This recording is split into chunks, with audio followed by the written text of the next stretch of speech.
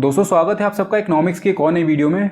इस वीडियो में हम लोग ओलिगोपोली के कॉन्सेप्ट को समझेंगे और साथ में ये देखेंगे कि कितने टाइप्स की ओलिगोपोली होती है, कितने टाइप्स की एग्जिस्ट करती है ओलिगोपोली। इसके पहले हम लोगों ने प्राइस एंड आउटपुट डिटर्मिनेशन किया था, परफेक्ट कंपटीशन का, मोनोपोलिस्टिक का और मोनोपोली का। इन तीनों को हम लोगों ने लास्ट वीडियो में डिस्कस कर लिया है। साथ में जितने भी मार्केट स्ट्रक्चर्स होते हैं उन सबके फीचर्स को भी हम लोगों ने डिस्कस कर लिया। जो पहला वीडियो इस पे मार्केट पे बना था उसमें हम लोगों ने सबके फीचर्स को भी डिस्कस कर लिया। तो अगर आपने पिछले वीडियोस नहीं देखे तो लिंक आपको डिस्क्रिप्शन में मिल जाएगा, वहां पर जाकर के पिछले वीडियोस को देख सकते हैं। और अब हम लोग अपने आते हैं लास्ट टॉपिक पे, जो कि होगा ओलिगोपोली। मतलब लास्ट टॉपिक बोलिए, आप इसको लास्ट स्ट्रक्चर बोलिए। तो लास्ट स्ट्रक्चर जो होगा मार्केट के अंदर में जिसको हम लोग डिस्कस करने वाले हैं वो है ओलिगोपोली। तो इसमें हम लोग क्या क्या डिस्कस करेंगे मैं बता दे रहा हूं आपको। यहाँ पर अभी हम लोग कॉन्सेप्ट और टाइप्स डिस्कस करेंगे। इसके बाद नेक्स्ट वीडियो में हम लोग प्राइस लीडरशिप की बात करेंगे और उसके बाद फिर किंग डिमांड कर्व की बात करेंगे। तो एक एक करके, इसलिए अगर आपने चैनल को सब्सक्राइब नहीं कर रखा तो चैनल को प्लीज सब्सक्राइब कर लीजिए, क्योंकि एक एक करके आपको सारे वीडियोज यहाँ पर मार्केट के मिलने वाले हैं। तो स्टार्ट करते हैं चलिए ओलिगोपोली के कॉन्सेप्ट से। तो ओलिगोपोली के जब कॉन्सेप्ट की हम बात करते हैं तो यहाँ पर लिखा हुआ है the term oligopoly is derived from two Greek words. First word होगा आपका ओलिगोस, जिसका मतलब होता है फ्यू, और दूसरा वर्ड होता है पोलन, जिसका मतलब होता है सेल। तो जब हम लोगों ने फीचर्स डिस्कस किए थे सारे मार्केट स्ट्रक्चर्स के, तो वहां पर भी मैंने आपको बताया था कि जो ओलिगोपोली होता है यहाँ पर फ्यू फर्म्स होती हैं, फ्यू फर्म जो कि सेल कर रही होती। तो दो ग्रीक वर्ड से ये जुड़ करके बना है। पहला वर्ड होगा ओलिगोस, जिसका मतलब होता है फ्यू, और दूसरा वर्ड होता है पोलन, जिसका मतलब होता है सेल। मतलब फ्यू फर्म्स सेल करती हैं यहाँ पर। तो दूसरा हमसे बोला है oligopoly is that form of imperfect competition. अब देखिए, जब पहला वीडियो आया था तो पहले वीडियो में मैंने आपको ये बताया था कि दो तरीके के मार्केट स्ट्रक्चर्स हम लोगों को देखने को मिलते हैं। एक होता है परफेक्ट मार्केट और दूसरा होता है इम्परफेक्ट मार्केट। परफेक्ट मार्केट के अंदर में large number of buyers and seller आपको देखने को मिलेंगे, इन्फिनाइट होंगे वहाँ पे। दूसरा चीज़, जो परफेक्ट मार्केट होता है ये रियल वर्ल्ड में एग्जिस्ट नहीं करता है। इम्परफेक्ट मार्केट जो होता है वो एग्जिस्ट करता है रियल वर्ल्ड में, और इसमें हम लोगों को बेसिकली चार स्ट्रक्चर देखने को मिलते हैं। एक होता है मोनोपोलिस्टिक कॉम्पिटिशन, एक होता है यहाँ पे मोनोपोली, उसके बाद फिर एक आता है डुओपोली, और इसी में आता है ओलिगोपोली। तो मोनोपोलिस्टिक अंडर में क्या होता है, large number of buyers and seller होंगे, इन्फिनाइट नहीं होंगे परफेक्ट कंपटीशन जैसे, लेकिन फिर भी large number of buyer and seller यहाँ पर हम लोगों को देखने को मिलता है। मोनोपोली में सिंगल सेलर देखने को मिलेगा आपको, डुओपोली में दो सेलर देखने को मिलता है, और ओलिगोपोली में फ्यू सेलर देखने को मिलता है। फ्यू का मतलब है कि वहाँ पे दो से ज़्यादा सेलर होंगे। दो से ज़्यादा, दो अगर होते हैं तो देखिए डुओपोली में आ जाएगा, एक अगर होगा तो मोनोपोली में आ जाएगा। दो से ज़्यादा जब होंगे तो वो फ्यू में आ जाता है। मतलब तीन हो सकते हैं, चार हो सकते हैं, पाँच हो सकते हैं, छः हो सकते हैं। तो ये जो कंडीशन होती है इम्परफेक्ट वाली और ओलिगोपोली वाली, ये रियल वर्ल्ड में एग्जिस्ट करती है। अगर आप एग्जांपल इसमें देखेंगे तो देखिए एग्जांपल भी लिखा हुआ है स्टील मैन्युफैक्चरर्स। तो आप स्टील के जितने मैन्युफैक्चरर आप उनको उंगलियों पे काउंट कर सकते हैं, इतने कम आपको मैन्युफैक्चरर वहाँ पर देखने को मिलेंगे। ऑयल कंपनीज की बात करिए आप, रेल रोड्स की बात करिए, एयरलाइन की बात करिए, फार्मास्यूटिकल अगर आप देखें। दूसरी चीज़ अगर आप और इसमें डीप में जाए तो आपको लाइव एग्जांपल वो दिख जाएगा मोबाइल मैन्युफैक्चरिंग कंपनीज का, जैसे सैमसंग हो गई, शाओमी हो गई, ओप्पो हो गई। तो ये कुछ ही फर्म्स हैं जो उस प्रोडक्ट को सेल कर रही हैं। ठीक है, आप काउंट कर सकते हैं 5 से 6-7 के करीब ये मोबाइल कंपनीज आएंगी। उसी तरीके से स्टील मैन्युफैक्चरर, ऑयल कंपनीज, ये सब भी फ्यू सेलर्स आपको यहाँ पर देखने को मिलते हैं। तो ये जो कंडीशन होती है इम्परफेक्ट, मतलब ओलिगोपोली जो होता है वो इम्परफेक्ट कंपटीशन के अंडर में लाई करता है, where there are few firms in the market producing either a homogeneous product or producing a product which are close but not perfect substitute of each other. तो जो ये product बेच रहे हैं या तो वो होमोजीनियस, होमोजीनियस का मतलब आइडेंटिकल है, या फिर जो ये प्रोडक्ट प्रोड्यूस कर रहे हैं वो सब्सटीट्यूट तो हैं, मतलब क्लोज सब्सटीट्यूट तो हैं, लेकिन परफेक्ट सब्सटीट्यूट एक दूसरे के नहीं हैं। तो हम लोगों ने ये देख लिया कि ओलिगोपोली का मतलब क्या होता है। दूसरी चीज़ हम लोगों ने एग्जांपल देख लिया। अब इसके बाद देखिए यहाँ पर दिया हुआ है firm in an oligopoly set prices whether collectively in a cartel or under leadership. तो इसीलिए मैंने आपसे अभी स्टार्टिंग में वीडियो के बोला कि नेक्स्ट वीडियो में हम लोग प्राइस लीडरशिप और उसके बाद फिर हम लोग किंग डिमांड कर्व की बात करेंगे यहाँ पर। तो यहाँ पर फर्म जो इसमें ओलिगोपोली में होती है वो क्या करती है, प्राइस सेट करती हैं weather collectively.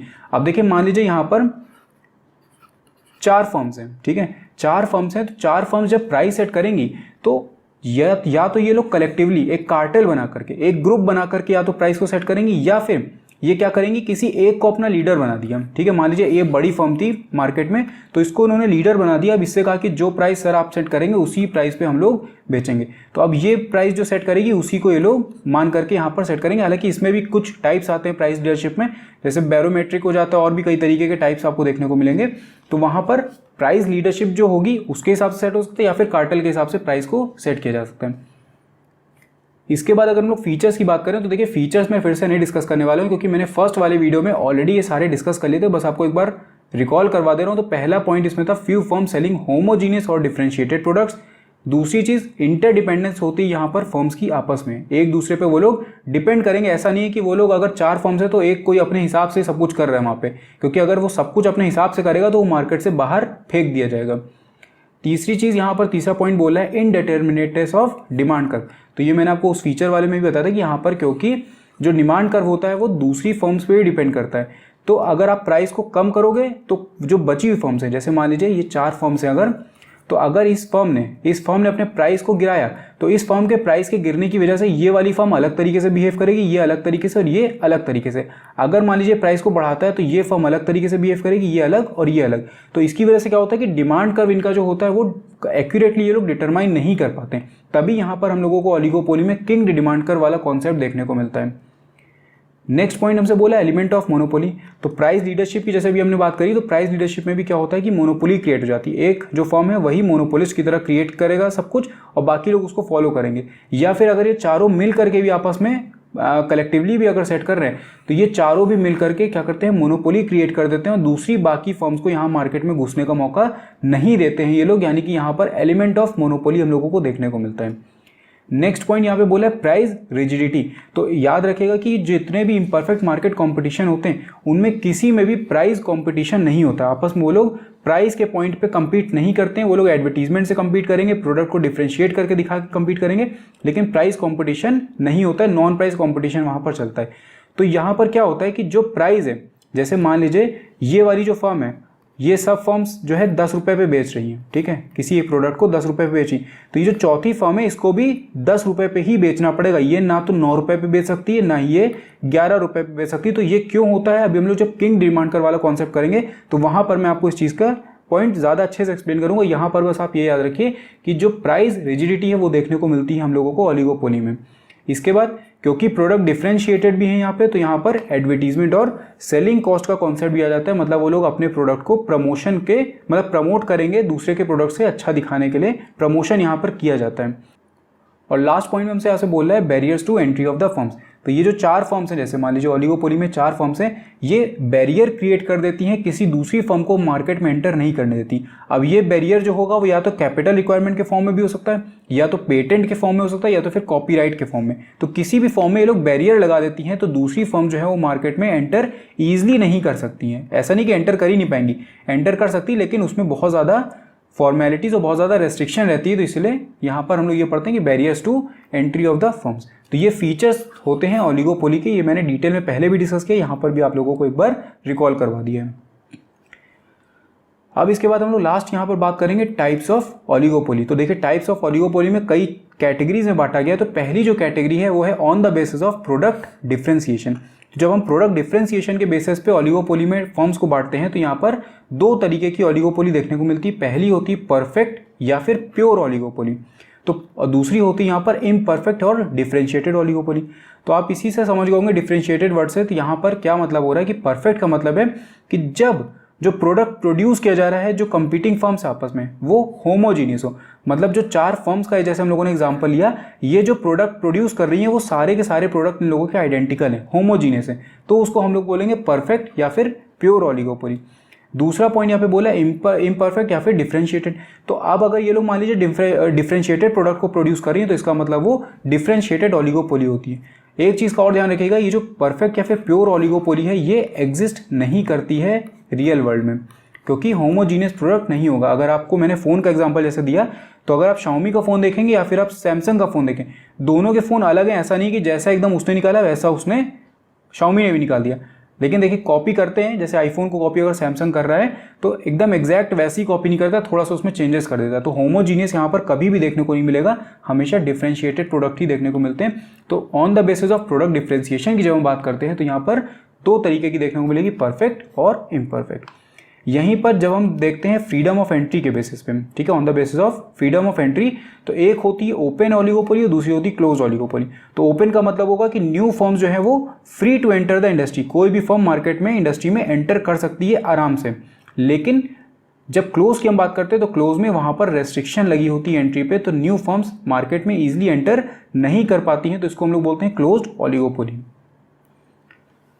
Next, on the basis of agreement among firms, तो जो अग्रीमेंट हो रहा है फर्म्स के बीच में उसके बेसिस पे अगर हम लोग क्लासिफाई करते हैं तो दो कैटेगरी में बढ़ता है, एक होता है कोल्यूसिव और दूसरा होता है नॉन कोल्यूसिव।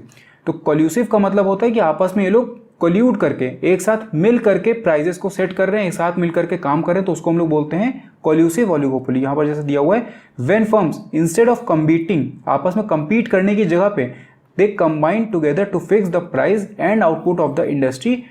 तो जब जो फर्म्स हैं, जैसे 4 फर्म्स का जो हमने एग्जांपल लिया, ये लोग आपस में अगर मिल करके एक दूसरे के साथ में एक एसोसिएशन बना करके अगर प्राइस और आउटपुट को डिटरमाइन कर रही है, तो उसको हम लोग बोलेंगे कोल्यूसिव ओलिगोपोली। और ये जो होती है वो दो तरीके की होती है, एक होती है एक्सप्लिसिट और दूसरी होती है टेसिट। तो एक्सप्लिसिट का मतलब होगा कि जब ओलिगोपोलिस्ट कोल्यूड करें, फिक्स मतलब प्राइस को फिक्स करने के लिए आपस में वो लोग एसोसिएशन जो फॉर्म करते हैं वो लीगल मैनर में करें, ठीक है, मतलब लीगली वो लोग आपस में एक दूसरे को एसोसिएशन फॉर्म करें और उसके उसी एसोसिएशन में वो लोग प्राइस और आउटपुट को डिटरमाइन करें, तो उसको हम लोग बोलते हैं एक्सप्लिसिट। मतलब वो एक्सप्लिसिट मैनर में दिखा दी गई है, ओपन में दिखा दी गई है, तो उसको बोलेंगे एक्सप्लिसिट। और टेसिट का मतलब होगा सीक्रेटिव तरीके से। जैसे 4 फर्म्स है मान लीजिए, ठीक है, तो 4 फर्म्स है, इनमें से मान लीजिए 3 फर्म्स ने चुपचाप हिंट में आपस में एक दूसरे को सीक्रेटली एक इशारा कर दिया कि हम लोग आपस में मिल करके प्राइस को सेट करेंगे, इसको छोड़ दो, ठीक है, इसको मार्केट से हम लोगों को निकालना है तो इसको छोड़ दो, हम तीनों आपस में चुपचाप प्राइस को और आउटपुट को इंडस्ट्री के डिसाइड कर लेंगे। तो इस तरीके की ओलिगोपोली को हम लोग बोलते हैं टेसिट ओलिगोपोली। यहाँ पर क्या होता है, oligopolist collude to fix the price in a secretive manner mainly through hints and signal without any formal agreement in respect of the price fixation. तो जहां पर यहाँ पे एक्सप्लिसिट में लीगल मैनर में हो रहा था, टेसिट में एक तरीके से आप कह सकते हैं इलीगल मैनर में हो रहा है, लेकिन हालांकि इलीगल इसको नहीं बोला जाएगा, कोई फॉर्मल एग्रीमेंट वहां पर बस नहीं है, तो इसको हम लोग बोलते हैं टेसिट। और नॉन कोल्यूसिव क्या होगी, आपस में लोग कंपीट करते हैं, ठीक है, यहाँ पर लैक ऑफ एग्रीमेंट होता है अमंग फर्म्स, तो ये लोग आपस में कंपीट करेंगे, तो इसको हम लोग बोलते हैं नॉन कोल्यूसिव ओलिगोपोली। नेक्स्ट हम लोग बात करेंगे on the basis of price leadership. तो प्राइस लीडरशिप के बेसिस पे 2 तरीके से क्लासिफाई किया गया इसको, पहला है पार्शियल और दूसरा है फुल। तो पार्शियल में क्या होगा, जहां पर इंडस्ट्री जो है वो डोमिनेट की जा रही है बाय वन लार्ज फर्म। तो एक, जैसे 4 फर्म्स का एग्जांपल लिया, तो एक बड़ी फर्म है, बाकी की छोटी छोटी फर्म्स है। तो जो ये वाली फर्म है इसको बोल दिया जाता है प्राइस लीडर, क्योंकि इसके पास काफ़ी सारी इकोनॉमीज ऑफ स्केल होती है, तो इसको बोल देते हैं प्राइस लीडर। तो इसी को बाकी फर्म जो है वो देखती हैं एज अ प्राइस लीडर। अब यही जो प्राइस सेट करेगा, ठीक है, प्राइस और आउटपुट यही डिटरमाइन करके देगा, बाकी को इसी प्राइस पे बेचना पड़ेगा। तो इसलिए यहाँ पर क्या होता है, प्रेजेंस ऑफ प्राइस लीडरशिप। और इस तरीके की ओलिगोपोली को हम लोग बोलते हैं पार्शियल ओलिगोपोली।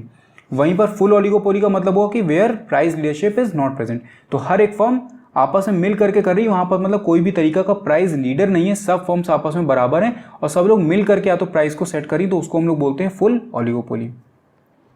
इसके बाद जो नेक्स्ट कैटेगरी आती है वो होगी on the basis of degree of coordination among firms. तो इसमें हम लोगों को 2 टाइप्स की ओलिगोपोली देखने को मिलेंगी, पहली होगी सिंडिकेटेड और दूसरी होगी ऑर्गेनाइज्ड। सिंडिकेटेड में क्या होता है, when firm sell their product through a centralised syndicate. तो सिंडिकेट का मतलब ये होगा कि जैसे 4 फर्म्स हैं अगर ये, तो ये 4 फर्म्स क्या करेंगी, एक सिंडिकेट फॉर्म कर लेंगी। सिंडिकेट कह लीजिए या फिर एक तरीके का कॉल्यूजन कह लीजिए। तो ये चारों मिल करके एक सिंडिकेट फॉर्म कर लेंगी और ये जो सिंडिकेट होगा, ये सिंडिकेट डिसाइड करेगा कि कितने प्राइस पे इन सबका सामान बिकेगा, ठीक है। तो सेंट्रलाइज सिंडिकेट का मतलब ये हो गया सिंडिकेटेड ओलिगोपोली का, कि जितनी भी फर्म्स हैं वो एक सिंडिकेट, एक एसोसिएशन टाइप का फॉर्म कर लेती हैं, ग्रुप अपना फॉर्म कर लेती हैं, उस ग्रुप के बेसिस पे डिसाइड होता है प्राइस और आउटपुट की कितने प्राइस पे इन सबका सामान जो है वो बिकेगा। ऑर्गेनाइज्ड ओलिगोपोली की अगर बात करें तो यहाँ पर क्या होता है, when firms organise themselves into a central association for fixing the price, output and quotas etcetera. तो जब फर्म्स जो हैं वो एक एसोसिएशन या एक सिंडिकेट ना फॉर्म करके खुद ही अपने हिसाब से एक ऑर्गेनाइजेशन अपने आप में बना लेती हैं और खुद ही अपने हिसाब से डिसाइड करती हैं कि कितने प्राइस पे सामान लोग बेचेंगे, तो उसका मतलब होता है ऑर्गेनाइज्ड ओलिगोपोली। इसके बाद नेक्स्ट कैटेगरी जो आती है वो होगी on the basis of concentration ratio. तो कॉन्सेंट्रेशन रेशियो का ये मतलब होता है कि जो मार्केट में जो फर्म्स हैं वो कितना मार्केट शेयर लेकर के बैठी हैं, ठीक है, जितनी भी फर्म्स है ओलिगोपोली में वो कितना मार्केट शेयर लेकर के बैठी हैं। सपोज अगर एक उसमें मार्केट के अंदर में अगर 10 फर्म्स हैं, ठीक है, एक मार्केट के अंदर में टोटल मान लीजिए 10 फर्म्स हैं और इन 10 फर्म्स में से 3 जो फर्म्स हैं, 3 लार्जेस्ट फर्म्स हैं, इनके पास में मार्केट का टोटल 60% शेयर है, ठीक है। टोटल हमारे पास में 10 फर्म्स थी, 10 फर्म्स में से 3 लार्जेस्ट फर्म जो थी वो 3 लार्जेस्ट फर्म पूरे मार्केट का 60% शेयर ऑक्यूपाई करके बैठी थी। तो इसको हम लोग बोलते हैं टाइट ओलिगोपोली, जहां पर लार्जेस्ट फर्म जो हैं वो 60% या उससे ज़्यादा का जो मार्केट शेयर होता है वो लेकर के बैठी होती, तो उसको हम लोग बोलते हैं टाइट ओलिगोपोली। यहाँ पर क्या होता है, जो लार्जेस्ट फर्म होगी, मतलब ये 3 लार्जेस्ट फर्म्स थी, इन 3 लार्जेस्ट फर्म्स में से जो सबसे बड़ी फर्म होगी, जैसे जो 3 लार्जेस्ट फर्म्स हैं उनमें मान लीजिए कि ये है इस तरीके से, ठीक है। 3 लार्जेस्ट फर्म्स थी, तो ये और ये 3 लार्जेस्ट फर्म्स हम लोगों ने ली। इनमें से भी जो सबसे बड़ी फर्म होगी उसके पास में 20% से ज़्यादा का शेयर होता है मार्केट का। मतलब नॉर्मली तो यही बोला जाता है, लेकिन कोई फिक्स ऐसा रेशियो नहीं है, एक जनरल वो बता दिया गया कि जब भी आपके पास में जितनी भी फर्म्स हैं ओलिगोपोली में, उनमें जो लार्जेस्ट फर्म्स होंगी, उन लार्जेस्ट फर्म्स का जो कॉन्सेंट्रेशन रेशियो होगा मार्केट का वो 60% से ज़्यादा होगा, तो उसको हम लोग बोलते हैं टाइट ओलिगोपोली। और जो बचा हुआ 40% है, मान लीजिए 60% इनका हो गया और बचा हुआ जो 40% था, वो 40% जो बची हुई 7 ऑर्गेनाइजेशन है उनके पास में वो शेयर आ जाएगा। और लूज ओलिगोपोली का मतलब ये होगा कि जब कॉन्सेंट्रेशन रेशियो जो होगा वो 20 से लेकर के 40% के बीच में हो।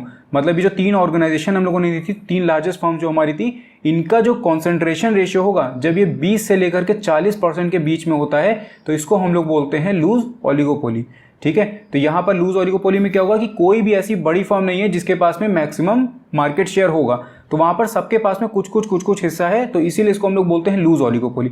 मतलब हर एक ऑर्गेनाइजेशन के पास में लगभग बराबर मार्केट शेयर होगा, तो उसको हम लोग बोलते हैं लूज ओलिगोपोली। और टाइट में क्या हो जाता है कि जो बड़ी फर्म्स होती हैं उनके पास में मैक्सिमम मार्केट शेयर कॉन्सेंट्रेट करके बैठा होता है, तो उसको हम लोग बोल देते हैं टाइट ओलिगोपोली।